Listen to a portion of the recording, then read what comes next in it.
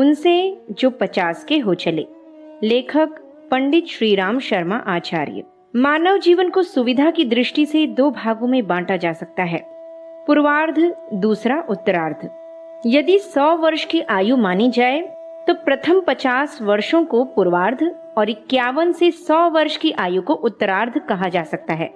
मनीषियों ने इन 2 खंडों को 2 कार्यक्रमों में विभक्त किया है।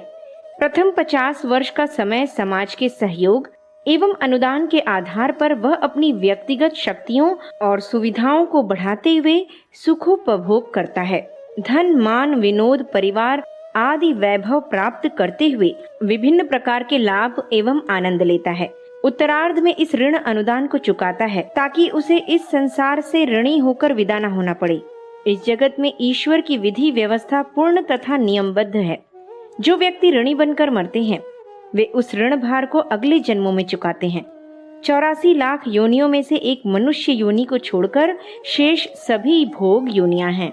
उनमें नया विचारपूर्ण कर्तृत्व संभव नहीं।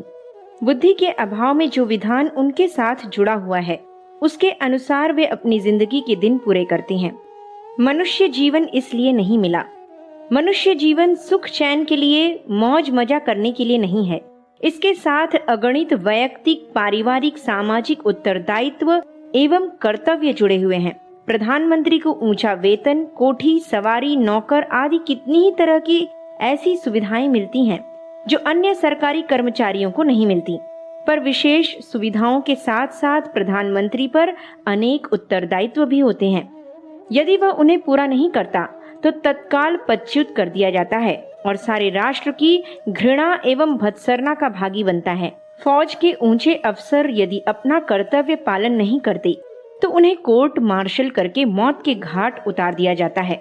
मनुष्य को अन्य सभी प्राणियों से अधिक सुविधाएं प्राप्त हैं, पर साथ ही उतने ही अधिक कर्तव्य एवं उत्तरदायित्व भी उसके कंधे पर हैं। सामाजिक व्यवस्था को संतुलित बनाए रखना, सभी जीवों की सुख सुविधा के उपयुक्त वातावरण बनाना, आसपास की गंदगी को साफ करना, पिछड़े हुओं को ऊंचा उठाने में सहायता करना, दुखियों की सहायता करना जैसे अनेक कर्तव्य भी उसके ऊपर हैं। जो बुद्धि, प्रतिभा एवं महत्ता उपलब्ध हुई है वह खाने पीने, मौज उड़ाने और अपनी ही संकीर्ण स्वार्थपरता में समाप्त कर देने के लिए नहीं है। यदि प्राप्त उपलब्धियों को आहार, निद्रा, भय, मैथुन में, तृष्णा, वासनाओं में ही खर्च कर दिया जाए तो जो सृष्टि संतुलन के कर्तव्य इसे सौंपे गए थे वे पूरे नहीं होते और इस उपेक्षा के दंड स्वरूप फौजी अफसर के कोर्ट मार्शल जैसी सजा 84 लाख योनियों में भ्रमण करने को मिलती है। हर योनि में विविध प्रकार के कष्ट एवं अभाव सहने पड़ते हैं। कुछ प्राणी ऐसे हैं जो मनुष्य प्राणी से संबद्ध हैं और उसी के लिए आजीवन श्रम एवं त्याग करते रहते हैं। गाय, बैल, भैंस, बकरी, घोड़ा, गधा, ऊंट, कुत्ता आदि ऐसे ही जीव हैं जिन्हें मनुष्य के लिए आजीवन कठोर श्रम करना पड़ता है। यह वही लोग हैं जिन्होंने पिछले जन्मों में मनुष्य होने पर ऋण तो अनेकों का लिया किंतु चुकाया नहीं। कर्ज मार कर भाग जाने की इस सृष्टि में कोई सुविधा नहीं। मरने के बाद भी वह वसूल कर लिया जाता है। गधे, घोड़े, बैल, ऊंट आदि को अपना कर्ज चुकाते हुए सारी जिंदगी व्यतीत करनी पड़ती है। यदि मनुष्य जन्म से ही उनने यह ध्यान रखा होता कि जो ऋण हम ले रहे हैं उसे चुकाने का भी ध्यान रखें तो उन्हें इन योनियों में जन्मने और इस प्रकार का ऋण चुकाने का कष्ट सहन न करना पड़ता। ऋण से उऋण हो। ऋण केवल पैसे का ही नहीं होता, श्रम, सहयोग एवं भावनाओं का भी होता है। अन्य प्राणी तो जन्म से कुछ ही समय बाद स्वावलंबी हो जाते हैं और अपने आप अपनी शारीरिक, मानसिक आवश्यकताएं पूरी करने लगते हैं, पर मनुष्य का बालक बहुत समय तक स्वावलंबी तो क्या बन सकेगा। दूसरों की सहायता के बिना जीवित भी नहीं रह सकता।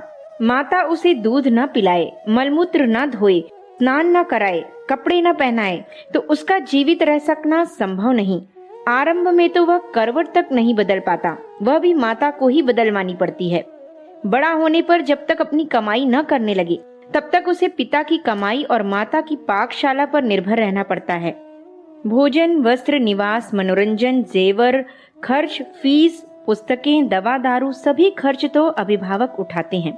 क्या बच्चा इसका मूल्य चुकाया करता है? नहीं, यह सब कुछ बिना मूल्य सेवा एवं सहृदयता के उपहार रूप में उसे प्राप्त हुआ।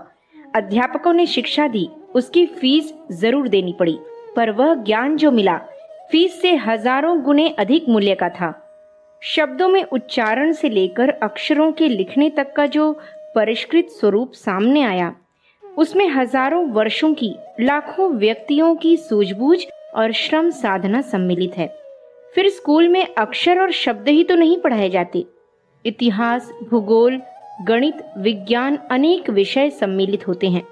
उस ज्ञान की शोध करके वर्तमान स्वरूप तक पहुंचने में सहस्त्रों लोगों का अनवरत श्रम सम्मिलित है। उसकी कीमत 2-4 रुपया स्कूली फीस के रूप से नहीं चुकाई जा सकती। बेशक पुस्तकें पैसे के बदले में खरीदी गई हैं, पर वह कीमत कागज, छपाई तथा मुद्रक, प्रकाशक एवं विक्रेता के श्रम की है। जो कुछ पुस्तकों में लिखा गया है, उस जानकारी के लिए अपना जीवन खपाने वालों का तो अपने ऊपर अनंत उपकार का बोझ बना ही रहा। विवाह हुआ, धर्मपत्नी आई, उसकी सेवा, सहायता, सद्भावना, आत्मसमर्पण का मूल्य क्या रोटी कपड़े के रूप में ही चुक जाएगा? शरीर निर्वाह की व्यवस्था तो केवल ब्याज मात्र है। पत्नी का आत्मदान तो ऋण रूप में अपने ऊपर लदा ही रहा। व्यापार किया, लाभ हुआ, पर वह लाभ तो ग्राहकों के सहयोग से ही संभव हुआ। यदि वे असहयोग करते, आपकी दुकान पर खरीद करने न आते, तो लाभ कहाँ से होता? नौकरी में तरक्की हुई, वेतन बढ़ा, तो इसमें अफसरों, साथियों एवं जिनने अपने से संतोष पूर्वक सेवा स्वीकार की, उन सबका भी तो सहयोग है।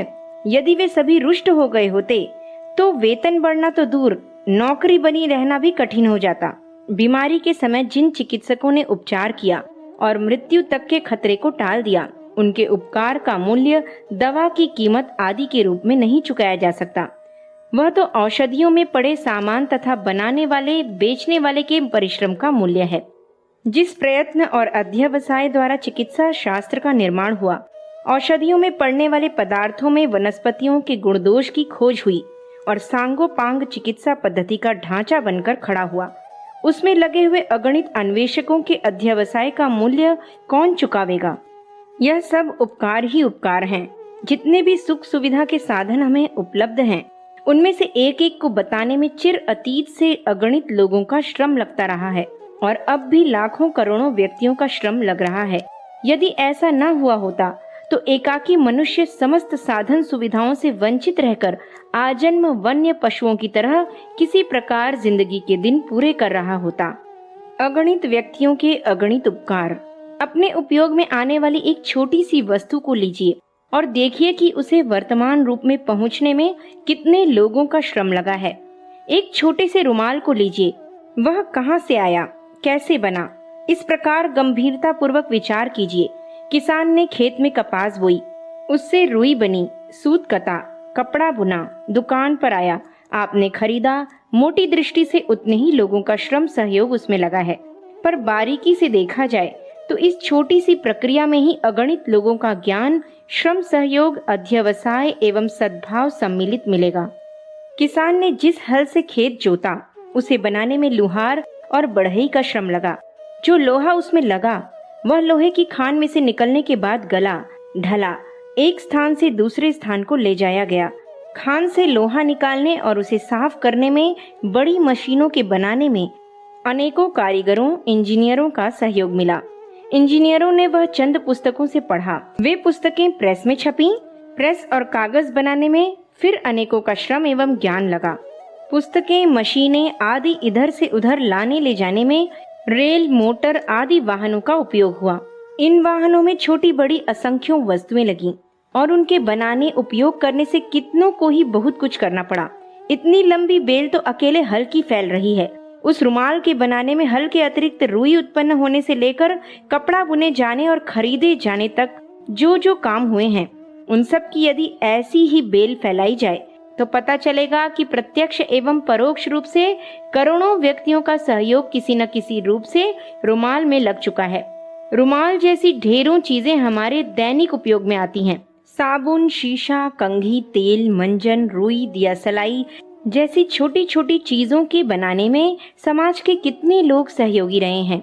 फिर जीवन की पूरी गतिविधियों और आवश्यकताओं से संबंधित वस्तुओं एवं व्यक्ति के सहयोग संबंधी विचार किया जाए तब तो स्पष्टतः संसार के अधिकांश मनुष्यों का ही नहीं, पशु पक्षियों एवं वृक्षों का भी असाधारण उपकार जुड़ा हुआ मिलेगा।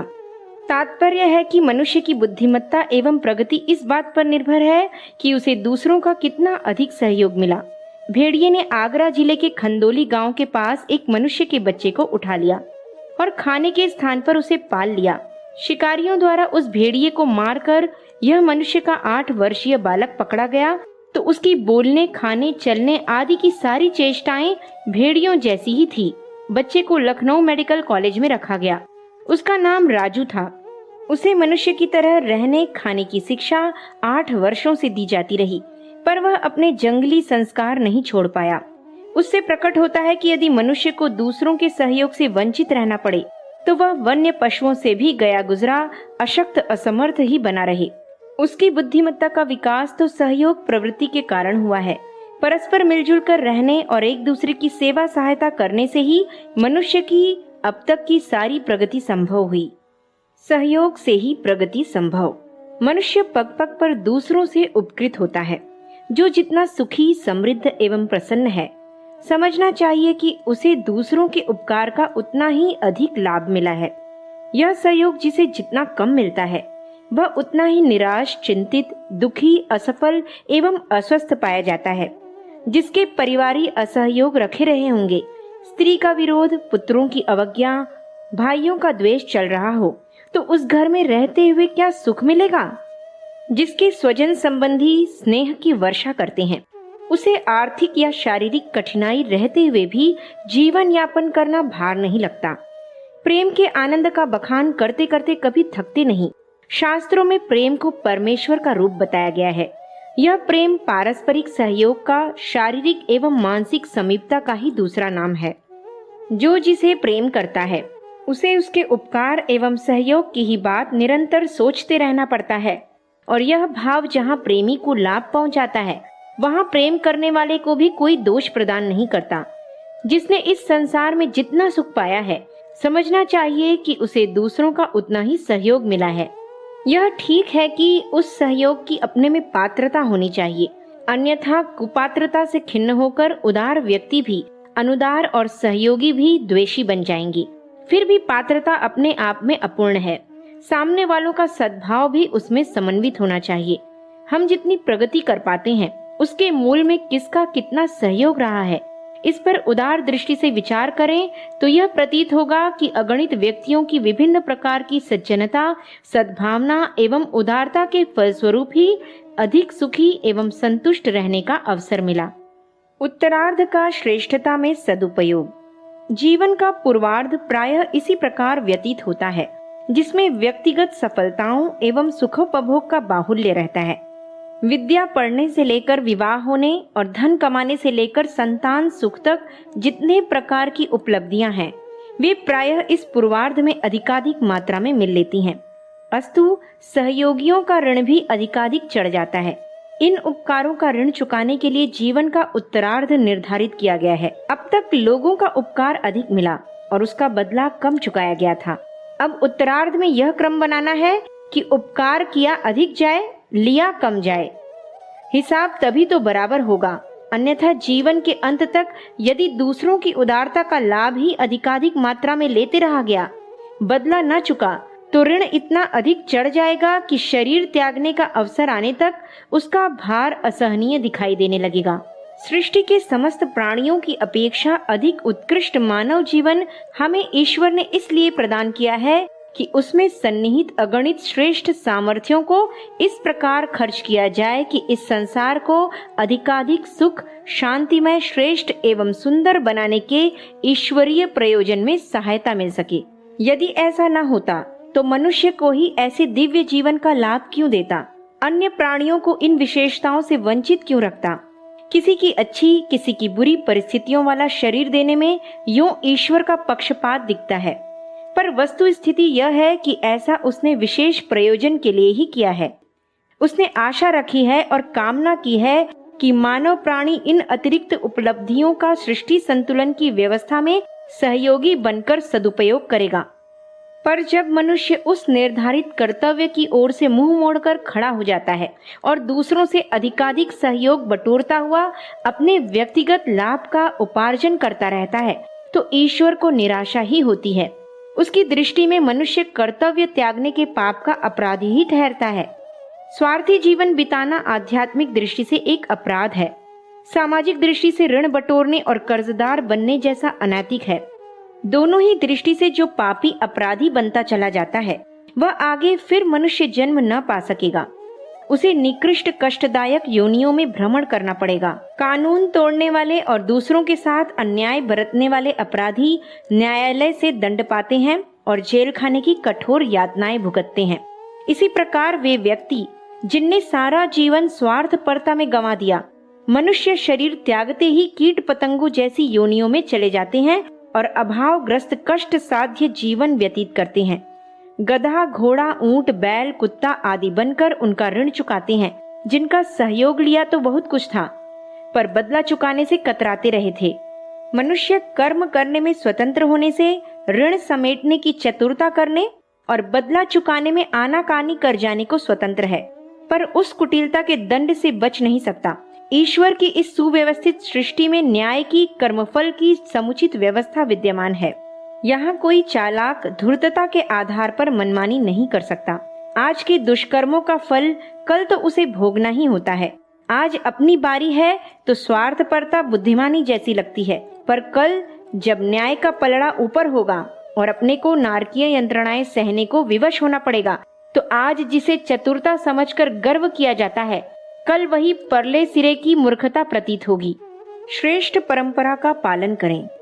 इस दुखद स्थिति से मानव प्राणी को बचाए रहने के लिए शास्त्रकारों ने मानव जीवन का क्रम विभाजन इस सुंदर ढंग से किया है कि मनुष्य जन्म का आनंद भी परिपूर्ण मात्रा में मिलता रहे और ईश्वरीय प्रयोजन की उपेक्षा करने एवं ऋण भार से लदकर भविष्य को अंधकारमय बनाने का अवसर भी न आए।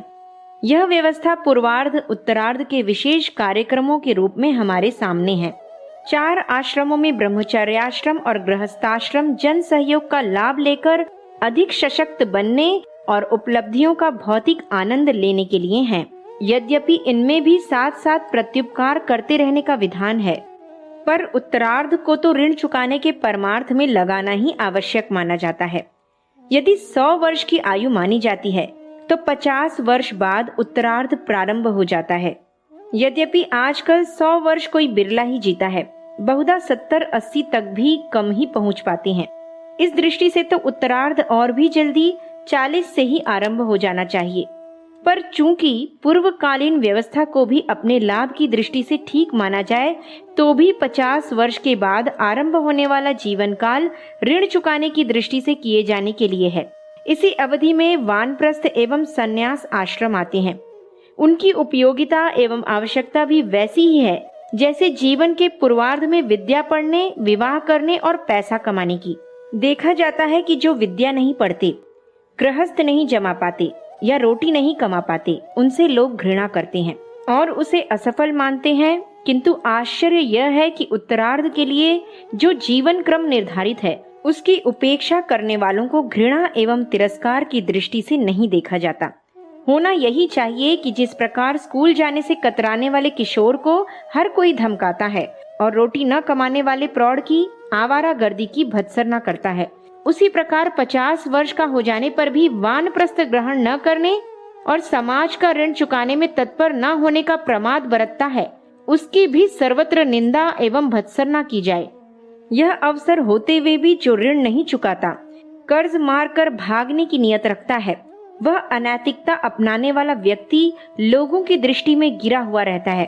उसी प्रकार 50 वर्ष का होने पर भी सेवा धर्म को अपनाने के वानप्रस्थ कर्तव्य को जो शिरोधार्य नहीं करता, वह लोक निंदा, सामूहिक घृणा एवं सामाजिक तिरस्कार का भागी होना चाहिए। अच्छा हो ऐसे लोगों को एक सामाजिक अपराधी घोषित कर उनका तिरस्कार पूर्ण बहिष्कार आरंभ कर दिया जाए। बिरादरियों की पंचायतें किसी जातीय नियम तोड़ने वाले को जाति बाहर कराने आदि के दंड दिया करती हैं। क्या ही अच्छा होता उन लोगों को भी ऐसा ही दंड मिलता जो गृहस्थ के संचालन भार से मुक्त होने पर भी वासना तृष्णा की सड़ी हुई कीचड़ में कुलबुलाने वाले कीड़े बने रहना चाहते हैं। जीवन का समुचित विभाजन। भारतीय धर्म में आश्रम व्यवस्था का महत्वपूर्ण स्थान है। जीवन को 4 भागों में बहुत सोच समझकर दूरदर्शिता पूर्ण सूझबूझ के साथ विभाजित किया गया। प्रथम चौथाई जीवन यदि विद्या प्राप्ति, स्वास्थ्य संवर्धन, अनुभव, संचय, सद्गुणों के अनुशीलन में न लगाया जाए तो जीवन की इमारत किस पर खड़ी होगी? नींव ही मजबूत न होगी तो दीवार का अस्तित्व कब तक रहेगा? चौथाई आयु जीवन की नींव भरने में, अध्ययन आदि में लगाने के बाद 1/4 आयु परिवार संस्था के संचालन में व्यतीत की जानी चाहिए ताकि संसार की भौतिक प्रगति एवं समृद्धि का व्यवस्था क्रम यथावत चलता रहे। उपयोगी परिवार संस्था का तारतम्य न टूटे, भावी पीढ़ियों का निर्माण होता विधिवत रहे और इंद्रिय जन्य तथा कामना जन्य भौतिक आकांक्षाएं भी तृप्त होती रहें। यह प्रयोजन गृहस्थ से ही पूरे होते हैं। अब दान पुण्य का नंबर आया।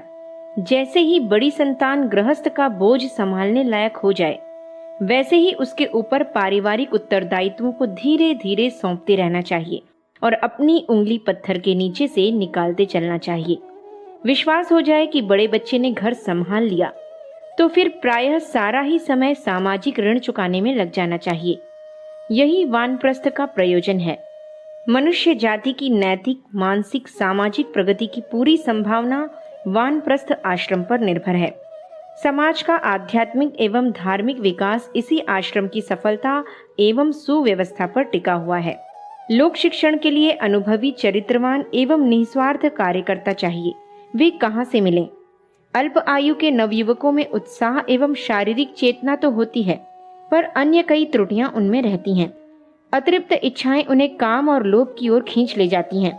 फलतः कितने ही लोक सेवी नवयुवक इस फिसलन में अपना चरित्र खोते देखे गए हैं। यह कमी राजनीति के नेतृत्व में तो किसी प्रकार खप सकती है, पर सामाजिक एवं नैतिक क्षेत्र में सेवा कार्य नेतृत्व कराने वाले के लिए उसकी मौत का कारण बन जाती है। फिर नई उम्र के कार्यकर्ता पर यदि गृहस्थ की जिम्मेदारियां लदी होंगी तो उसे वेतन लेना पड़ेगा। वेतन भोगी कार्यकर्ता अपना सम्मान खो बैठते हैं। जिसका सम्मान नहीं, उसका प्रभाव भी कहाँ पड़ता है। इसलिए नई आयु के सामाजिक कार्यकर्ता अपने दैनिक जीवन में थोड़ा समय निकालकर सामाजिक कार्यों में थोड़ा योगदान तो दे सकते हैं, पर पूरा समय लगा सकना उन्हीं के लिए संभव होता है जो आर्थिक दृष्टि से आत्मनिर्भर हैं और पारिवारिक जिम्मेदारियां बड़े लड़के के कंधों पर चले जाने से अवकाश भी जिनके पास है। ऐसे लोग ही पूरे मन और पूरे श्रम के साथ सार्वजनिक प्रवृत्तियों के अभिवर्धन में जुट सकते हैं। वानप्रस्थ इसी आवश्यकता को पूर्ण करता है।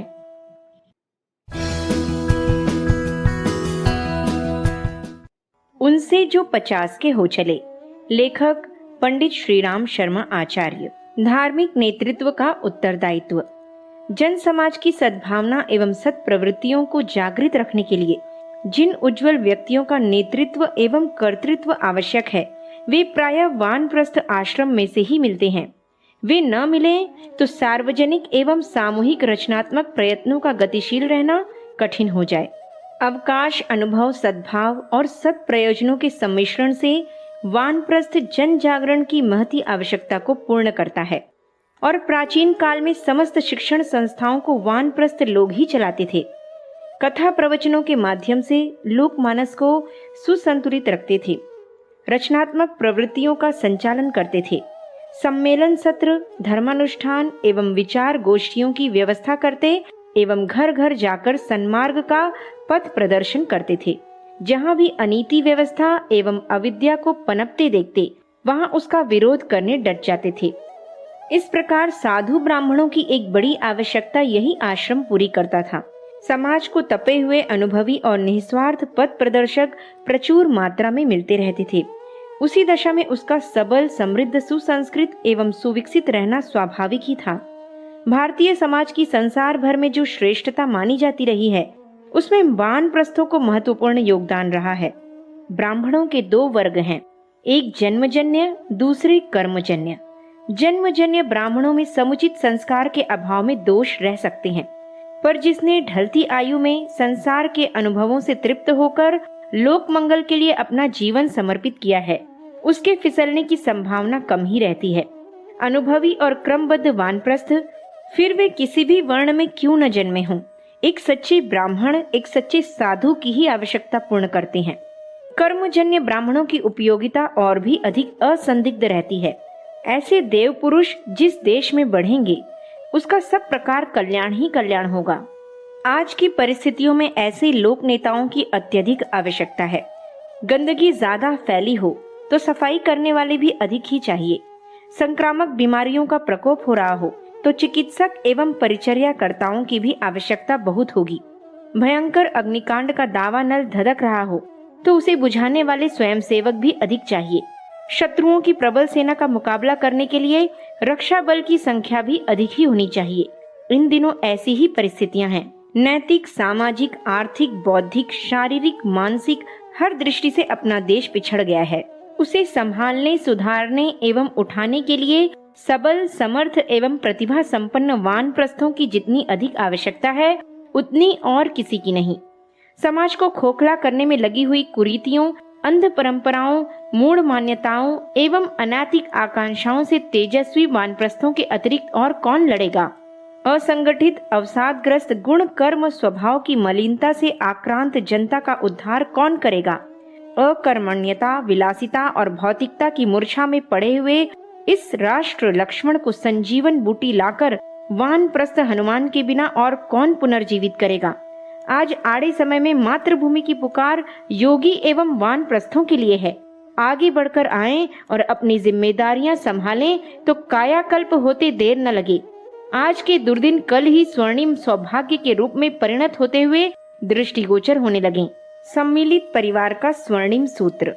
सम्मिलित परिवारों की सुंदर सुव्यवस्थित परंपरा तब चले जब वानप्रस्थ ग्रहण करने के लिए जनसाधारण में उत्साह पैदा हो। बड़े लड़के अपनी बहन भाइयों को भी अपने कर्तव्य उत्तरदायित्व में सम्मिलित रखें तो आज जो आपापूती की संकीर्णता घर करती जा रही है, वह न पनपे। आज तो परिवार में जो भी कमाऊ होता जाता है, अपनी पत्नी को लेकर अलग ही बैठता है। जो कमाता है अपने और अपनी पत्नी के शौक मौज में ही लगाता है। बहन भाइयों, माता पिता आदि की चिंता ही नहीं करता। वह जानता है कि बूढ़ा बाप किसी तरह घर की गाड़ी धकेलता रहेगा, हम क्यों इस झंझट में पड़ें। पर जब उसे यह विदित होगा कि पिताजी अपने कर्तव्यों की पूर्ति के लिए वानप्रस्थ लेंगे और उसे परिवार का उत्तरदायित्व संभालना होगा, तो वह दूसरी बात सोचेगा और लोक निंदा से बचने के लिए उदार दृष्टिकोण अपनावेगा। यही वृत्ति अन्य लड़कों में भी पनपेगी। दूसरा लड़का बड़ा होगा तो वह भी बड़े भाई का अनुकरण करेगा और छोटे भाई बहनों के विकास निर्माण में हाथ बटावेगा। इस प्रकार परिवारों में उदार परंपरा बनी रहेगी। उन बच्चों के बच्चे भी इसी प्रकार सोचेंगे और करेंगे। आज तो बाप को भी जब बुढ़ापे तक तृष्णा वासना से छुटकारा नहीं, तो बेटे भी उसका अनुकरण क्यों न करेंगे। वर्तमान परंपरा के अनुसार छोटे बच्चों की व्यवस्था पूरी करने तक पिता को गृहस्थ ही संभालते रहना पड़ता है। जब वानप्रस्थ की बात ध्यान में होगी तो कम बच्चे पैदा करने और उनकी जिम्मेदारियों से जल्दी निवृत्त होने की बात भी सोचेगा। बुढ़ापे में संतान पैदा न करेगा। यह बात मन में रहे तो समाज का अनेक दृष्टियों में हित साधन ही होगा। परिवारों में उत्कृष्टता एवं आदर्शवादिता का वातावरण रहने लगेगा। बुढ़ापे तक संतानोत्पादन की प्रक्रिया जारी रहने पर बच्चे अशक्त उत्पन्न होते हैं और ढलती आयु के लोगों का शरीर भी ब्रह्मचर्य के अभाव से जर्जर एवं अनेक रोगों से ग्रसित बना रहता है। यदि ब्रह्मचर्य मिश्रित वानप्रस्थ का उपक्रम फिर पूर्ववत चल पड़े तो ब्रह्मचर्य से होने वाले लाभों का प्रतिफल स्त्रियों, पुरुषों, बच्चों सभी को मिले और दुर्बलता एवं रुग्णता का वातावरण सबलता एवं सार्थकता में परिणत होने लगे। आज की परिस्थिति का आदर्श संन्यास वानप्रस्थ परंपरा पहले घर छोड़कर वन में रहने की भले ही रही हो, पर आज की परिस्थितियों में वैसी ही आवश्यकता नहीं रही।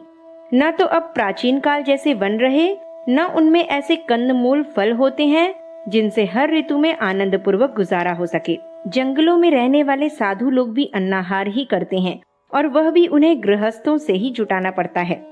आज लोगों की कमाई शुद्ध नहीं रही। अनीति पूर्वक कमाया हुआ अन्न खाकर कोई व्यक्ति अपनी प्रवृत्तियां सावधान नहीं रख सकता।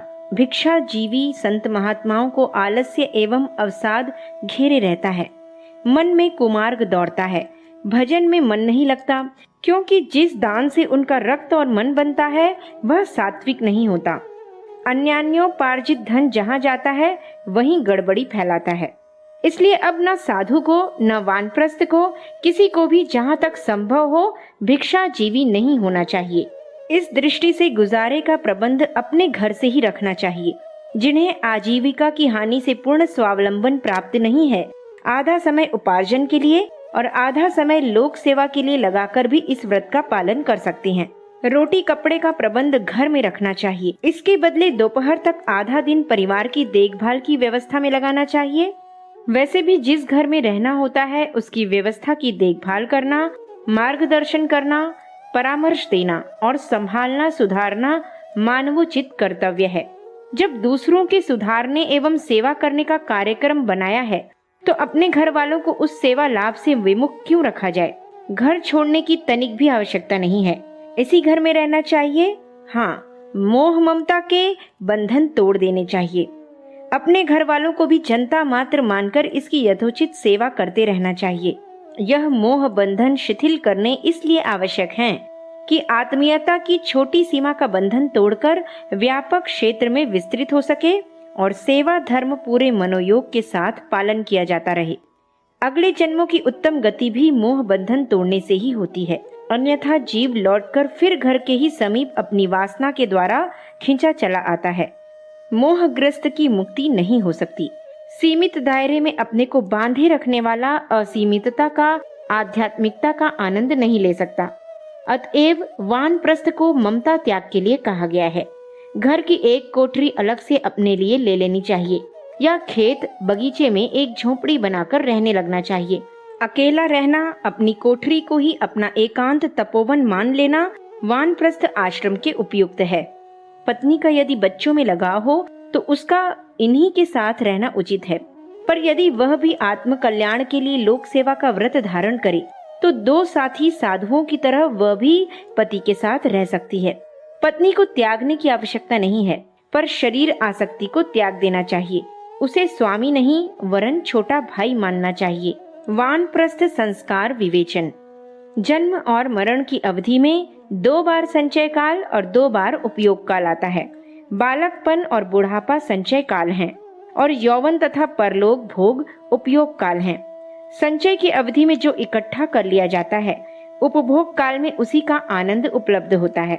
बचपन में विद्याध्ययन एवं व्यायाम आदि के द्वारा जो शारीरिक मानसिक बल उपार्जित कर लिया जाता है, उसी का सत्परिणाम यौवन काल में वैभव एवं आनंद के रूप में उपभोग करने को मिलता है। जिन्होंने बचपन में परिश्रम पूर्वक पढ़ाई जारी रखी, उच्च शिक्षा प्राप्त की, अच्छी श्रेणी में उत्तीर्ण हुए, कला कौशल सीखी, वे अपने उस अध्ययन तप का लाभ युवावस्था में उठाते हैं। उनकी बौद्धिक क्षमता बढ़ी चढ़ी होने के कारण अच्छा व्यवसाय, अच्छी नौकरी, अच्छा काम मिल जाता है, अच्छी आमदनी होती है, प्रतिष्ठा का पद मिलता है। इन उपलब्धियों के फलस्वरूप वे शौक मौज के, ऐश आराम के, गौरव सम्मान के अनेकानेक साधन जुटा लेते हैं। स्वयं मौज में रहते हैं, अपने घर वालों को मौज में रखते हैं और दूसरों का भी बहुत कुछ भला कर देते हैं। इसी प्रकार जिन्होंने व्यायाम, ब्रह्मचर्य, आहार विहार के संयम द्वारा अपना स्वास्थ्य बना लिया, वे सदा निरोग रहते हैं, बहुत दिन जीते हैं, परिपुष्ट रहने से यौवन में इंद्रिय सुख भी भोगते हैं, अच्छी नींद सोते और हंसी खुशी के दिन बिताते हैं। पुष्ट शरीर से काम भी खूब होता है और विरोधी भी डरते रहते हैं। जो खाते हैं पच जाता है, बीमारियों की व्यथाएं नहीं सहनी पड़ती, संतानें स्वस्थ होती हैं और दवा दारू का खर्च नहीं करना पड़ता। तात्पर्य यह है कि जिसने बचपन में स्वस्थ बनने की तपश्चर्या कर ली, वह उसका लाभ जवानी में उठाता है। बचपन और कुछ नहीं, यौवन को जैसा भी कुछ बनाना हो उसकी तैयारी का समय है। किसी को डॉक्टर, इंजीनियर, वैज्ञानिक, प्रोफेसर, अफसर, पहलवान आदि जो कुछ महत्व प्राप्त करना हो, उसकी तैयारी का तप बचपन में ही करना होता है। जो लोग उस तैयारी की अवधि आलस्य, प्रमाद और उच्छृंखलता में बिता देते हैं, उन्हें उसका दुष्परिणाम युवावस्था में भोगना पड़ता है। जिन लड़कों ने बचपन में पढ़ने से जी चुराया है, वे बड़े होने पर बिना पढ़े गंवार बने रहे और आजीविका, पद तथा सामाजिक सम्मान की दृष्टि से गए गुजरे स्तर पर पड़े रहने के लिए विवश हुए, कोई अच्छा काम न पा सके, उच्च स्तरीय लोगों के बीच सिर उठाकर बैठ सकने की स्थिति न रही।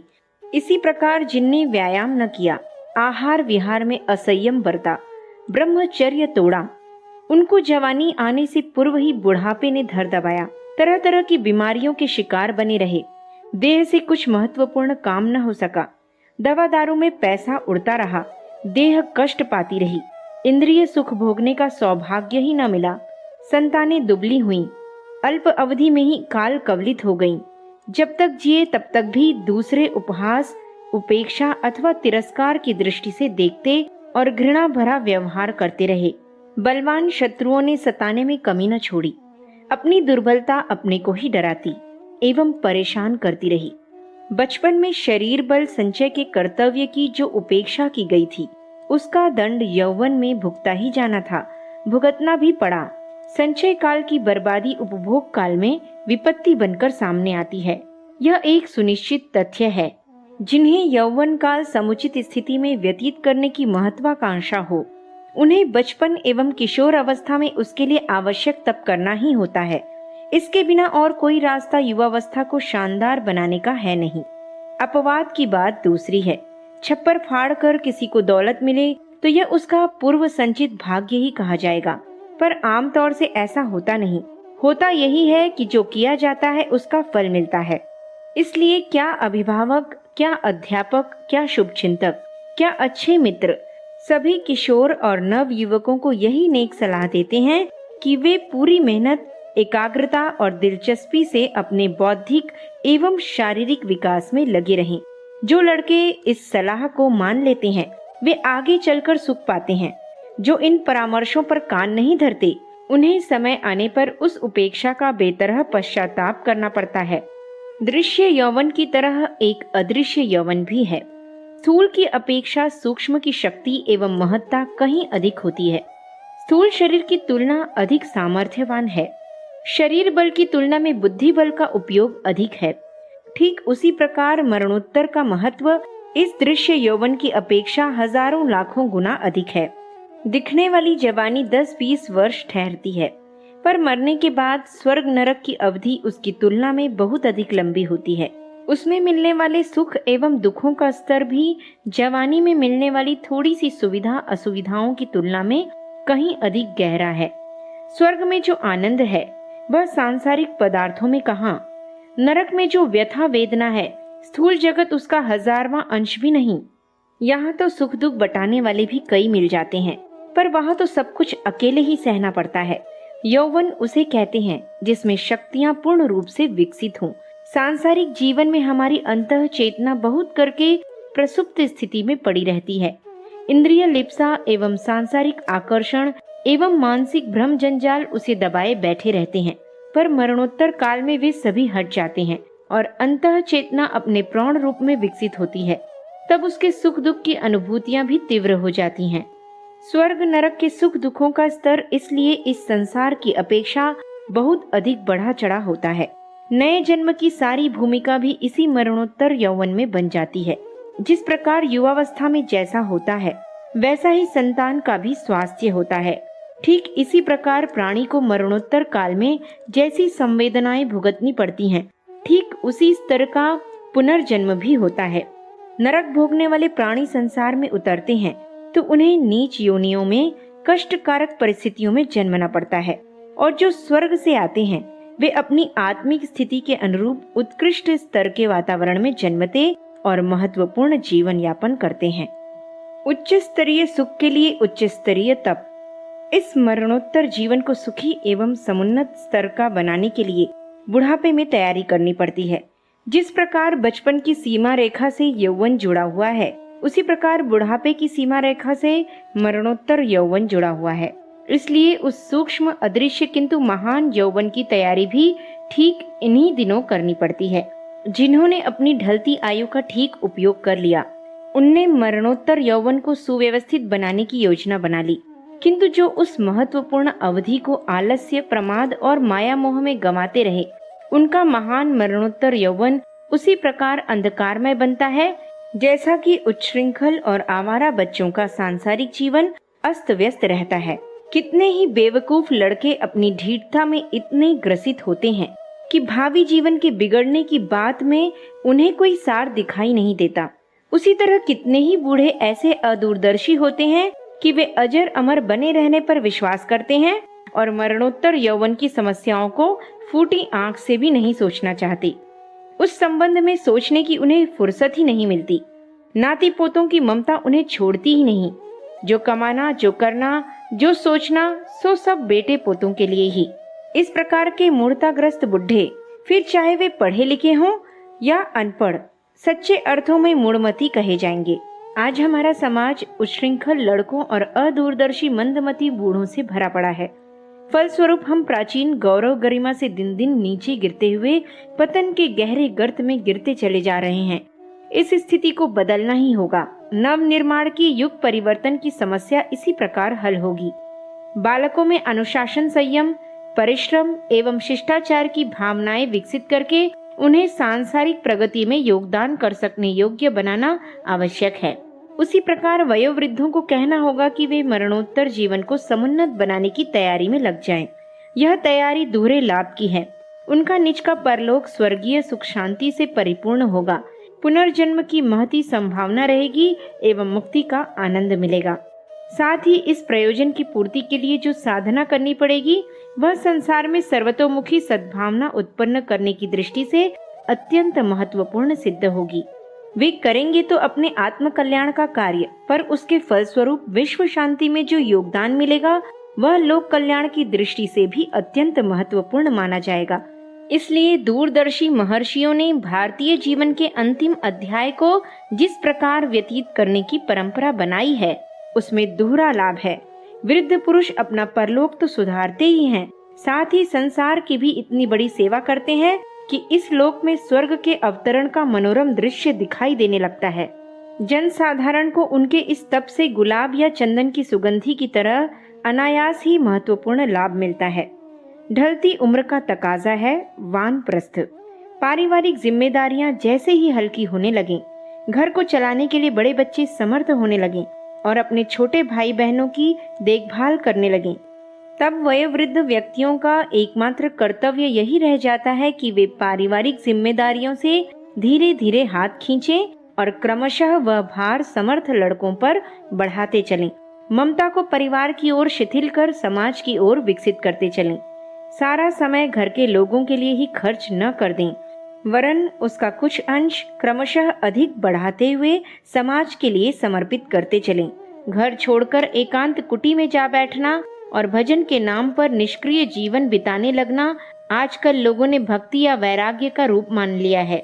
इसी दृष्टि से कई आध्यात्मवादी व्यक्ति तीर्थों में, नदियों के किनारे एकांत कोठरियों में जा बैठने को ही बड़ा आध्यात्मिक पुरुषार्थ मान बैठते हैं।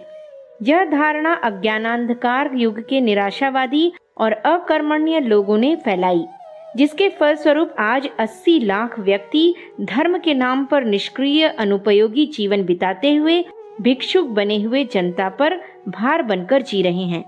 यह विडंबना न अध्यात्म है, न धर्म, न योग है, न वैराग्य। न उससे व्यक्ति का भला होता है और न समाज का। प्राचीन काल का वैराग्य रचनात्मक वैराग्य था, जिसमें व्यक्ति के कल्याण तथा समाज के उत्कर्ष का उभय पक्षीय कार्यक्रम समान रूप से सन्निहित थे। बुढ़ापे को वानप्रस्थ के लिए समर्पित करने का जो शास्त्रीय विधान है, उसका स्वरूप यह है कि पहला उपासना, दूसरा स्वाध्याय, तीसरा संयम, चौथा सेवा, इन 4 कार्यक्रमों में अपनी शक्तियों को सुव्यवस्थित रीति से संलग्न किया जाए। वृद्धों को उचित है कि घर परिवार से अपना समय और मन जिस अनुपात में बचावें, उसे उसी अनुपात से इन 4 कार्यों में संलग्न करते चलें।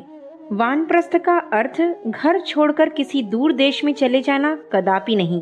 घर से संपर्क शिथिल हो, पारिवारिक ममता घटे, इस दृष्टि से घर में एक अलग कमरा लेकर रहने लगना और यह सोचना कि मैं छात्रावास निरीक्षक की तरह इस परिवार का मार्गदर्शक तो हूँ, पर इनसे बंधा हुआ नहीं, वरन मेरा जीवन समाज की संपत्ति है, वास्तविक वानप्रस्थ है। जहाँ तक संभव हो, परिवार की स्थिति यदि उपयुक्त है तो निर्वाह खर्च घर से ही लेना चाहिए। जिनकी पेंशन है या जिनकी पूर्व संचित संपत्ति, कृषि आदि है, वे उसका उपयोग अपने निर्वाह में भी करें तो यह न्यायोचित है। यह जरूरी नहीं कि अपनी उपार्जित अब तक की सारी संपदा परिवार को ही दे दी जाए और खुद भिक्षुक बनकर दूसरों की रोटी पर जिया जाए। आजकल दूसरों का धान्य कुधान्य ही है। उसे खाने से आत्मिक विकास में सहायता नहीं मिलती, वरन बाधा ही पड़ती है। इसलिए सेवा कार्य में संलग्न स्थिति में कहीं अवसर आने पर किसी के यहाँ रोटी खा ली, यह बात दूसरी है। साधारणतया गुजारा अपने बलबूते पर ही करना चाहिए। यदि पारिवारिक स्थिति ठीक ना हो तो कुछ समय परिश्रम करके गुजारे की व्यवस्था निकाल लें और बाकी समय अपने आध्यात्मिक कार्यक्रमों में लगावें।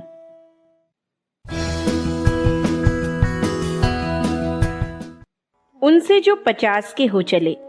लेखक पंडित श्रीराम शर्मा आचार्य। कार्य पद्धति की रूपरेखा। किसी जमाने में वानप्रस्थ लोग वनों में रहते थे। उस जमाने में वनों में कंदमूल फल इतने अधिक थे कि जीवन निर्वाह की व्यवस्था गांव नगरों की अपेक्षा कहीं अधिक सरलता से हो जाती थी। अब कहीं ऐसा जंगल नहीं रहा, इसलिए निर्वाह की सुविधा गांव नगरों के माध्यम से ही जुटानी पड़ती है।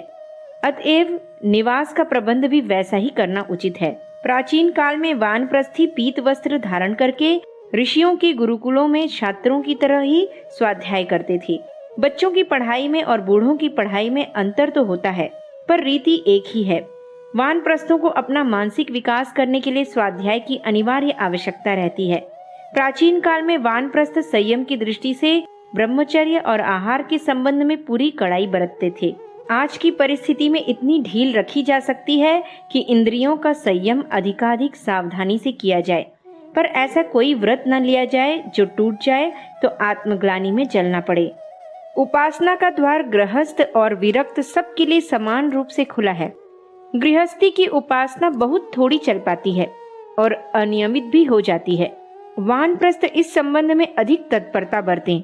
उनकी साधना संकल्प पूर्वक नियमित एवं व्यवस्थित चलनी चाहिए। समय भी अपेक्षाकृत अधिक लगाना चाहिए। चौथा काम सेवा का है। वयोवृद्ध वानप्रस्थों को जनमानस का स्तर ऊंचा उठाने, जनता में सद्भावना एवं सत्प्रवृत्तियां उत्पन्न करने के लिए सामाजिक परिस्थितियों के अनुरूप रचनात्मक कार्यक्रम बनाने चाहिए और उन्हें पूरा करने के लिए उसी उत्साह से लगा रहना चाहिए जैसे कि गृहस्थ में धन उपार्जन के लिए तत्परता बरती जाती है। वानप्रस्थ का प्रतीक पीत वस्त्र है। सारे वस्त्र पीले न हो तो एक दुपट्टा या रुमाल पीले रंग का अपने पास एक धार्मिक वर्दी की तरह रखा जा सकता है। उपर्युक्त क्रम में यदि अपना जीवन क्रम ढाल लिया जाए तो समझना चाहिए कि वानप्रस्थ की तैयारी एवं व्यवस्था पूर्ण हो गई। उपर्युक्त प्रकार की सुविधा जो जुटा सकते हैं उन्हें 50 वर्ष की आयु के बाद भी वानप्रस्थ ले लेना चाहिए। जिनके पास पहले से ही पारिवारिक गुजारे की व्यवस्था बनाने के लिए पैतृक संपत्ति मौजूद है या जिनके बाल बच्चे हैं ही नहीं, वे किसी भी आयु में वानप्रस्थ ले सकते हैं। उन्हें एक ही बात का ध्यान रखना होगा कि वानप्रस्थ के उपरांत संतानोत्पादन न करें। आश्रम वानप्रस्थ संस्कार भारतीय धर्म और संस्कृति का प्राण है। जीवन को ठीक प्रकार जीने की समस्या उसी से हल होती है।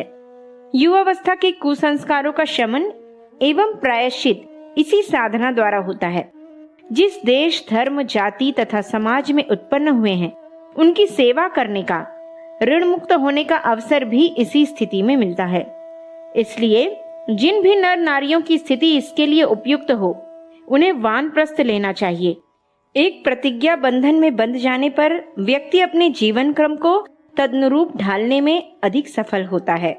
बिना संस्कार कराए मनोभूमि पर वैसी छाप गहराई तक नहीं पड़ती। इसलिए कदम कभी आगे बढ़ते कभी पीछे हटते रहते हैं। विवाह न होने तक प्रेमिका का सहचरत्व संदिग्ध रहता है, पर जब विवाह हो गया तो सब कुछ स्थायी एवं सुनिश्चित हो जाता है। संस्कार के बिना पारमार्थिक भावनाओं का उफान कभी शिथिल या समाप्त भी हो सकता है, पर यदि विधिवत संस्कार कराया गया तो अंतः प्रेरणा तथा लोक लज्जा दोनों ही निर्धारित गतिविधि अपनाए रहने की प्रेरणा देती रहेंगी। इसलिए शास्त्र मर्यादा के अनुरूप जिन्हें सुविधा हो वे विधिवत संस्कार करा लें। जिन्हें सुविधा न हो वे बिना संस्कार के भी उपर्युक्त प्रकार की रीति नीति अपनाने के लिए यथासंभव प्रयत्न करते रहें। सुसंस्कार का सृजन। वृद्धावस्था में जो संस्कार जमते हैं वे ही मरणोत्तर जीवन में साथ जाते हैं। इसलिए इस अवधि में उत्कृष्ट विचारों को मस्तिष्क में भरे रहने और उत्कृष्ट गतिविधियां अपनाए रहने का प्रयत्न करना चाहिए। विचार और कर्म दोनों के सम्मिलन से ही संस्कार बनते हैं और यह संस्कार ही प्राणी के साथ जाती हैं। विचारों की उत्कृष्टता अर्जित करने के लिए शास्त्रों का स्वाध्याय नितांत आवश्यक है। इस अध्ययन की पुष्टि तब होती है जब उसे दूसरों को भी सुनाया जाए। जिस प्रकार पढ़ने और लिखने की दोनों क्रियाएं मिलने पर पढ़ाई का पूरा क्रम बनता है, केवल पढ़ते ही रहें, लिखे नहीं तो साक्षरता अधूरी रहेगी। इसी प्रकार स्वाध्याय तो करें पर उसे किसी को सुनावे नहीं तो वह अध्ययन भी ठीक तरह हृदयंगम नहीं हो सकेगा। ज्ञान अर्जन और ज्ञान दान दोनों ही वानप्रस्थी के आवश्यक कर्तव्य हैं। उपासना भी उसी प्रकार उभय पक्षीय है। भगवान का भजन, ध्यान, पूजन, जप, कीर्तन एक पक्ष है। दूसरा पक्ष विश्व मानव के विराट ब्रह्म के इस मूर्तिमान स्वरूप संसार की रचनात्मक सेवा करने से, विचार और कार्य का समन्वय होने से भजन में समग्रता आती है। जो केवल माला फेरते हैं, सेवा से कतराते हैं, उनका भजन वैसा ही है जैसा कि रोटी तो खाना पर पानी न पीना। आहार विहार का संयम शारीरिक मानसिक स्वस्थता की दृष्टि से आवश्यक है। इंद्रिय निग्रह की तपश्चर्या से मनुष्य की भावनात्मक प्रवृत्तियों का मोड़ वासना तृष्णा से हटकर परमार्थ प्रयोजनों की ओर प्रवाहित होता है। यह सारी विधि व्यवस्था ऐसी है जिससे वयोवृद्ध व्यक्ति अपनी अंतः चेतना को उस मार्ग पर विकसित करते हैं जिस पर चलते हुए मरणोत्तर यौवन में अक्षय सुख शांति को प्राप्त कर सकना सरल हो जाता है। लोक शिक्षण की आवश्यकता। इस गतिविधि के अपनाने से समाज की भी भारी सेवा होती है। प्राचीन काल में लोक निर्माण की सारी गतिविधियां एवं प्रवृत्तियों के संचालन का उत्तरदायित्व साधु ब्राह्मण वानप्रस्थों पर ही था। वे अपनी सारी शक्तियां परमार्थ भावना से प्रेरित होकर जन साधारण को सन्मार्ग की ओर प्रवृत्त किए रहने में लगाए रहते थे। फलस्वरूप चारों ओर धर्म, कर्तव्य, सदाचार का वातावरण ही बना रहता था। वयोवृद्ध अनुभवी परमार्थ परायण लोक सेवियों का प्रभाव जन साधारण पर स्वभावतः बहुत गहरा पड़ता है, टिकाऊ भी होता है। ऐसे लोग जन नेतृत्व करने के लिए जब धर्मतंत्र का उचित उपयोग करते थे तो सारे समाज में सत् प्रवृत्तियों के लिए उत्साह उमड़ पड़ता था। शिक्षा, स्वास्थ्य, सदाचार, न्याय, विवेक, वैभव, शासन, सुरक्षा, व्यवस्था आदि सभी क्षेत्रों में यह वयोवृद्ध लोग ही नेतृत्व करते थे। इतने अधिक अनुभवी और धर्म परायण व्यक्तियों की निःशुल्क सेवा जिस देश या समाज को उपलब्ध होती हो उसको संसार का मुकुटमणि होना ही चाहिए। प्राचीन काल में ऐसी ही स्थिति थी। आज वानप्रस्थ की परंपरा नष्ट हुई।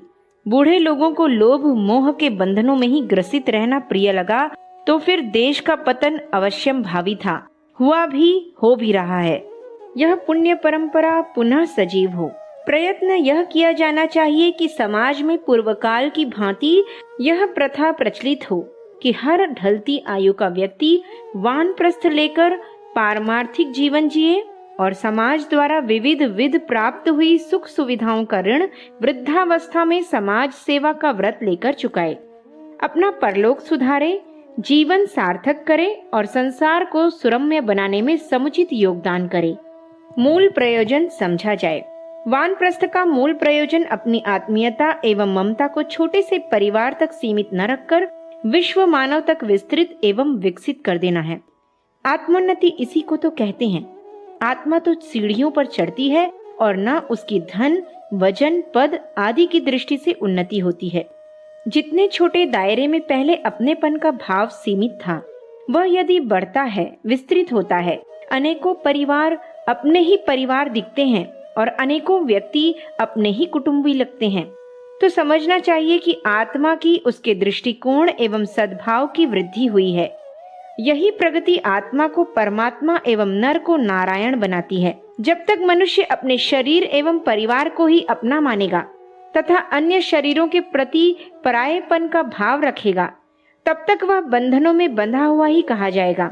स्वार्थपरता के बंधन जैसे जैसे ढीले होते जाते हैं, परमार्थ में स्वार्थ दिखाई देता है, बिराने अपने जैसे लगते हैं और अपनों के प्रति जो ममता होती है वह विस्तृत होकर सर्वसाधारण के लिए व्यापक हो जाती है। तब यह समझा जाता है कि आत्मा अपनी लघुता छोड़कर महान बनने के लिए अणु से विभु और आत्मा से परमात्मा बनने के लिए अग्रसर हो रही है। भजन करने का उद्देश्य इसी स्थिति को प्राप्त करने का मनोवैज्ञानिक व्यायाम करना है। यह लघुता जैसे जैसे महानता में स्वार्थपरता वसुधैव कुटुंबकम स्तर में विकसित होती जाती है, वैसे ही वैसे ईश्वर अपने निकट आता जाता है। जिस दिन सब में अपनी ही आत्मा प्रकाशवान दिखाई पड़े तो कहते हैं कि शारीरिक साक्षात्कार हो गया। इसी प्रकार यदि अपनेपन का भाव अन्य शरीर रूपी दर्पणों में दिख पड़े तो समझना चाहिए आत्म साक्षात्कार होने लगा। स्वप्न में किसी देवता की प्रतिमा दिख पड़ना या जागृत अवस्था में ध्यान एकाग्रता से कोई उपासना प्रतीक चलते फिरते नजर आ जाना, यह तो अपनी कल्पना की सघनता अथवा भावना की एकाग्रता का छोटा सा चमत्कार मात्र है। ऐसे भाव दर्शन तो उन्य प्रियजनों के भी होते रहते हैं जिनके प्रति अपना आकर्षण अधिक होता है। इनका अधिक मूल्य या महत्व नहीं। इस प्रकार का अनुभव यदि किसी को होने लगे तो उससे यह मान्यता न बना लेना चाहिए कि हमें ईश्वर दर्शन हो गए या भगवान की अनुकंपा प्राप्त हो गई। वास्तविक आत्म साक्षात्कार तो प्राणी मात्र में ईश्वर की सत्ता समाई हुई देखकर उनके प्रति सद्व्यवहार करने की भावना का उदय होने को ही कहते हैं। कल्याण तो उसी स्थिति में पहुंचने वाले का ही होता है। योगाभ्यास एवं तपश्चर्या। वानप्रस्थ में इसी आत्मविस्तार का योगाभ्यास करना पड़ता है। यह सब कहने सुनने में तो सरल है पर करने में कठिन है। जब तक कोई मान्यता व्यवहार रूप में न उतरे तब तक मान्यता का कोई वास्तविक मूल्य नहीं होता है। सर्वव्यापी परमेश्वर की प्रत्यक्ष आराधना उपासना सेवा धर्म अपनाए बिना नहीं हो सकती।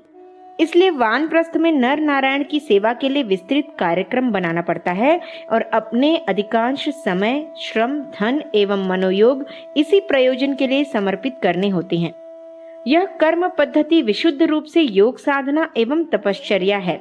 धूप में या पानी में खड़े रहने की अपेक्षा जन सेवा की साधना अधिक उपयुक्त है, क्योंकि उससे दूसरों को लाभ पहुंचता है और अपने को तत्काल संतोष मिलता है। धूप में खड़े रहने से उन दोनों में से एक भी प्रयोजन नहीं सधता। न किसी को लाभ पहुंचता है और न अपने अंतःकरण में कुछ श्रेष्ठ कार्य करने जैसा संतोष ही अनुभव होता है। ईश्वर उपासना एवं भजन। वह भजन भी करता है और भक्ति भी। प्रातः सायं श्रद्धा पूर्वक प्रभु का नाम स्मरण करता है, गायत्री मंत्र जपता है, हृदय खोलकर प्रभु के सामने रखता है, आध्यात्मिक दृष्टिकोण एवं गुण कर्म स्वभाव में उत्कृष्टता बढ़ाने की प्रार्थना करता है, सतपथ पर चलने में आने वाली कठिनाइयों से जूझ सकने लायक आत्मबल एवं साहस की याचना करता है। भाव विभोर होकर की हुई ऐसी प्रार्थना भी ईश्वर के अंतःस्थल पर चोट करती है। ऐसे सच्चे सदुद्देश्य के लिए न्याय और नीति की मर्यादाएं सुरक्षित रखने वाली प्रार्थना सुनकर ईश्वर द्रवित हो उठता है और वह उस ज्ञानी भक्त के ऊपर अपने प्यार की अनुग्रह की अविरल वर्षा करने लगता है। ऐसे ईश्वर भक्त वानप्रस्थ के लिए यह आवश्यक नहीं कि पूरा दिन माला घुमाने में ही लगा दे। महात्मा गांधी की तरह वह 1 घंटे भी सच्चे मन से निकली हुई ईश्वर की अंतरात्मा को छूने वाली पुकार प्रार्थना करता रहे तो वह 24 घंटे आंख बंद किए ध्यान भजन करते रहने से कहीं अधिक श्रेयस्कर है। धर्म युद्ध के मोर्चे पर लड़ने वाले सैनिक यदि अपना गोला बारूद चलाते हुए 2-5 मिनट भी ईश्वर का नाम ले लिया करें तो वह उनका पूरा संध्या वंदन हो जाता है। वह कथा प्रसिद्ध है जिसके अनुसार एक देवदूत की बगल में भक्तों की नामावली देखकर किसी लोक सेवी ने इसमें अपना नाम होने न होने की जिज्ञासा की थी। नाम न निकला तो दुखी भी हुआ था, पर जब दूसरा देवदूत आया और उसकी बगल में लगी छोटी पुस्तक के बारे में लोक सेवी ने पूछताछ की तो देवदूत ने बताया कि उसमें उन लोगों के नाम हैं जिनका भजन ईश्वर स्वयं करते हैं और उस पुस्तक में सबसे पहले इस लोक सेवी का नाम था। कथा चाहे अलंकारिक ही क्यों न हो, पर उसमें एक अत्यंत महत्वपूर्ण वास्तविकता का नग्न उद्घाटन किया गया है। एक महान सच्चाई को ज्यों की त्यों खोलकर रख दिया गया है। अध्यात्मवाद का सार यही है। भजन शब्द भज धातु से बना है जिसका अर्थ सेवा ही होता है। कहते भी हैं पूजा सेवा करते हैं। पूजा सेवा के साथ अविच्छिन्न रूप से जुड़ी हुई है। जिस विधान में सेवा सम्मिलित नहीं वह न तो पूजा है न आराधना। सेवा की गंगा में स्नान किए बिना किसी की आत्मा पवित्र नहीं हो सकती। जो ईश्वर का अनुग्रह चाहता है उसे ईश्वर के पुत्रों पर अनुग्रह करना होता है। जो मनुष्य रूपी खेतों में दया के बीज बोता है उसे ही ईश्वर की छाया प्राप्त करने का प्रतिफल उपलब्ध होता है। जनता जनार्दन की, नर नारायण की, पुरुष पुरुषोत्तम की भक्ति करने के लिए सेवा धर्म को जीवन में ओतप्रोत करना होता है। और यही वह तपश्चर्या है जिसके आधार पर वानप्रस्थ को या किसी को भी प्रभु का वास्तविक अनुग्रह प्राप्त कर सकना संभव होता है। स्वेद एवं स्नेह का अभिसिंचन। वानप्रस्थ की उपासना पद्धति लोक सेवा के साथ जुड़ी रहती है। यह प्रातः सायं आवश्यक पूजा भजन करता रहता है, साथ ही दिन रात अपने चारों ओर ईश्वर की चलती फिरती प्रतिमाओं को अपने स्वेद एवं स्नेह से सिंचित करने का भी ध्यान रखे रहता है। इस भावना से प्रेरित होकर वह अपनी योग्यता और निकटवर्ती परिस्थितियों का तालमेल बिठाकर इस प्रकार के कार्यक्रम बनाता रहता है, जिनके आधार पर समीपवर्ती लोगों का आंतरिक स्तर ऊंचा उठे, विवेक जागे, सत प्रवृत्तियों का उदय हो और गुण कर्म स्वभाव में परिष्कार आरंभ हो। मनुष्य का आंतरिक स्तर ऊंचा उठाना, यही तो उस पर अमृत वर्षा करना है। जिस आत्मा का बुझा हुआ प्रकाश चमक उठा, समझना चाहिए कि उसके लिए सभी विभूतियों को प्राप्त करने का द्वार खुल गया। मनुष्य अपनी कुपात्रता के फलस्वरूप ही अवनति के गर्त में पड़ा नरक भोगता रहता है। जब उसकी पात्रता प्रखर होती है तो वह गई गुजरी परिस्थितियों को तोड़ मरोड़ कर रख देता है और हर हालत में अपने लिए स्वर्गीय परिस्थितियों का निर्माण कर लेता है। मनुष्य अपने भाग्य का निर्माता आप है। जिसने अपनी गतिविधियों के निर्माण की कला सीख ली, उसके भाग्योदय में देर ही कितनी लगती है। इन तथ्यों की वास्तविकता को समझते हुए वानप्रस्थ के सेवा कार्यक्रमों का क्रम उसी प्रकार बनता है, जिससे समीपवर्ती लोग सद्विचारों एवं सत्कर्मों को अपनाने की प्रेरणा प्राप्त करें। इससे बढ़कर मनुष्य की और कुछ सेवा हो भी नहीं सकती। अन्न, वस्त्र, धन आदि देने से किसी की क्षणिक आवश्यकताएं पूर्ण होती हैं और कुछ समय बाद वही अभाव फिर सामने आ उपस्थित होता है। पर जिसका अंतःकरण, मानसिक स्तर एवं चरित्र ऊंचा उठा दिया गया, वह तेजी से आगे बढ़ता है, अपना उद्धार करता है और दूसरे अनेकों के लिए प्रकाश स्तंभ का काम करता है। जो कार्य पद्धति साधु ब्राह्मणों की सदा से रही है, उसी को वानप्रस्थी अपनाते हैं। जन जागरण, विवेक का परिष्कार, चरित्र गठन, सद्भाव, अभिवर्धन, कर्तव्य पालन, सहृदयता एवं सेवा भावना का उन्नयन जिन भी कार्यों के द्वारा संभव हो सके, उनका आयोजन करते रहना ही उसे अभिष्ट होता है। चूंकि इस प्रकार की प्रवृत्तियां धार्मिक वातावरण में ही पनपती और परिपुष्ट होती हैं, इसलिए उसे ऐसे धार्मिक कर्मकांडों, विधि विधानों, आयोजनों, उत्सवों एवं रचनात्मक क्रम विधानों की भी व्यवस्था करनी होती है, जिससे धर्म शिक्षा के उपयुक्त वातावरण विनिर्मित हो सके। स्वाध्याय एवं सत्संग का, शिक्षा एवं विद्या का कोई न कोई विधि विधान उसे रचते ही रहना पड़ता है। जन संपर्क के लिए सम्मान एवं संकोच को छोड़कर घर घर अलख जगाता फिरता है, जन जन के पास जाता है। कोई उसकी उपेक्षा करता है या उपहास करता है तो भी विचलित नहीं होता, वरन ऊसर में खेती करने वाले साहसी किसान की तरह दिन रात चौगुने उत्साह के साथ अपने प्रयत्नों को जारी ही रखे रहता है। शतसूत्री साधना क्रम। युग निर्माण योजना के अंतर्गत शतसूत्री कार्यक्रमों की सुविस्तृत श्रृंखला इसी उद्देश्य से बनाई गई है। आज की परिस्थितियों में जिन सर्वांगीण सुधार सेवाओं की आवश्यकता है, उन्हें इस शतसूत्री योजना में जोड़ दिया गया है। साधु ब्राह्मणों और वानप्रस्थों को इनमें से जो भी कुछ जहाँ जिस प्रकार उपयुक्त लगे वहाँ वहाँ आरंभ किया जा सकता है। कार्यक्रमों का बाह्य माध्यम कुछ भी क्यों न हो, उसके मूल में व्यक्ति के अंतःकरण का विकास ही सन्निहित रहना चाहिए। भौतिक उन्नति की योजनाओं में दूसरे लोग लगे हैं, वह राजनैतिक एवं आर्थिक क्षेत्र में संलग्न व्यक्तियों का काम है, उनमें हमें नहीं उलझना चाहिए। धार्मिक लोगों का सेवा क्षेत्र विशुद्ध रूप से भावनात्मक होना चाहिए। यह इतना बड़ा और महत्वपूर्ण है कि उसे यदि धर्म क्षेत्र के लोग पूरा कर सकें तो मानव जाति की अगणित समस्याओं में से 99% का हल हो सकता है। भौतिक लाभ बढ़ जाए किंतु आंतरिक स्तर गिरा रहे तो मनुष्य का कुछ भी भला न होगा, किंतु यदि आत्मिक स्तर उठ जाए तो भौतिक स्तर गिरा हुआ रह ही नहीं सकता, यदि रहे भी तो उससे कुछ बिगड़ नहीं सकता। अतएव जनमानस में सद्भावनाओं की, सत्प्रवृत्तियों की कृषि करना और उसे सुरभित फलते फूलते उद्यान के रूप में बनाए रहना, यही साधु पुरुषों का काम होता है। चतुर्माली की तरह वे धार्मिकता, आध्यात्मिकता एवं सुसंस्कारिता की वाटिका को सुरम्य बनाने में एक कर्मठ माली की तरह लगे रहते हैं। इस साधना एवं तपश्चर्या में लगा हुआ उनका प्रत्येक स्वेद बिंदु, प्रत्येक भाव कण उनके स्वयं के लिए ही नहीं, समस्त संसार के लिए वरदान बनकर सामने आता है। उससे विश्व शांति की वास्तविक संभावना का सृजन होता है। जिनके जीवन का पूर्वार्ध बीतने की सीमा तक पहुंचा हो, उन्हें विचार करना चाहिए कि क्या शेष जीवन भी इसी तरह गुजारना है जैसा कि आम लोग गुजारते हैं। मनुष्य जीवन की महत्ता एवं उसके अनुपम सौभाग्य का मूल्य महत्व हमें समझना चाहिए और इस अलभ्य अवसर को ऐसे ही अर्धतंद्रित अवस्था में बिता नहीं देना चाहिए। उन उद्देश्यों की पूर्ति के लिए कुछ करना ही चाहिए जिनके लिए यह मनुष्य जन्म मिला है। समाज का वह ऋण चुकाना ही चाहिए जिसका लाभ हम तथा हमारे परिवारी उठा रहे हैं। पत्नी की वैसी स्थिति न हो तो उसका कर्ज भी हम चुकावें, क्योंकि वह आत्मसमर्पण करने के बाद अपने को लय कर चुकी तो उसकी जिम्मेदारी भी अपने ही ऊपर आ गई। माता पिता कर्ज छोड़ मरते हैं तो वह भी बेटे को चुकाना पड़ता है। यदि हमारे माता पिता कोई अभिनव आदर्श अपने पीछे नहीं छोड़ गए हैं या बिना समाज का ऋण चुकाए ही रह गए हैं तो वह भी हमें चुकाना चाहिए। वानप्रस्थ व्रत लेकर अपने को और अपने परिवार को एक नैतिक ऋण से मुक्त करना चाहिए। सेवा धर्म अपनाए बिना जीवन की सार्थकता नहीं हो सकती। इसलिए विचारशीलता एवं दूरदर्शिता का आश्रय लेकर हमें यही निश्चय करना चाहिए कि जीवन का उत्तरार्ध पारमार्थिक कार्यों के लिए समर्पित कर दिया जाए।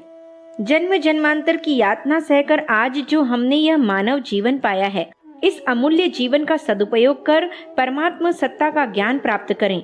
हम जान लें कि हम उसी परमात्मा सत्ता के अंश हैं। यह बड़ी मूर्खता होगी कि हम अपने उस सत्य स्वरूप को पाने का प्रयत्न न कर पुनः असंख्यों अधम योनियों में भटकने के लिए वापस चले जाएं। इसे पागलपन के सिवाय और क्या कहा जा सकता है। जो जिन कक्षाओं को उत्तीर्ण कर चुका है और उन्हीं में वापस जाने की सोचे, उच्च पद से पतित हो जाने से बढ़कर जीवन की असफलता और क्या हो सकती है।